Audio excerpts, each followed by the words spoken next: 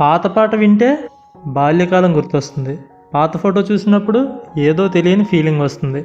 ఆ ఫీలింగ్ని ఇంగ్లీష్లో ఏమంటారో తెలుసా? ఆ పదమే నోస్టాల్జియా. అయితే అసలు నోస్టాల్జియా అంటే ఏంటో ఇప్పుడు మనం తెలుసుకుందాం. దీనికి మనం డెఫినేషన్ చూసుకుంటే sentimental longing for a period in the past అని. అంటే పాతకాలం, బాల్యం, గత సంఘటనలు లేదా స్థలాలను గుర్తు చేసుకొని కలిగే మధురమైన దుఃఖం లేదా ఆర్ద్రభావాన్నే ఈ నోస్టాల్జియా అనే వర్డ్తో మనం చెప్పచ్చు.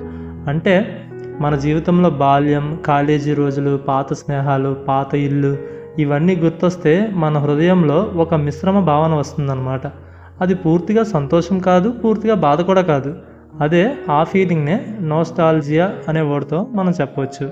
దీనికి ఎగ్జాంపుల్ చూసుకుంటే visiting his childhood home triggered nostalgia. అంటే బాల్య ఇంటికి వెళ్ళి అతనికి పాత రోజుల ఏకాంతం పుట్టింది అని అర్థం.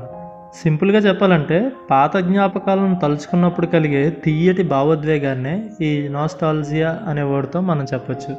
వీడియో నచ్చితే లైక్ చేయండి. ఈ వీడియో ఎవరికైనా యూజ్ అవుతుంది అని అనుకుంటే వాళ్ళకి షేర్ చేయండి.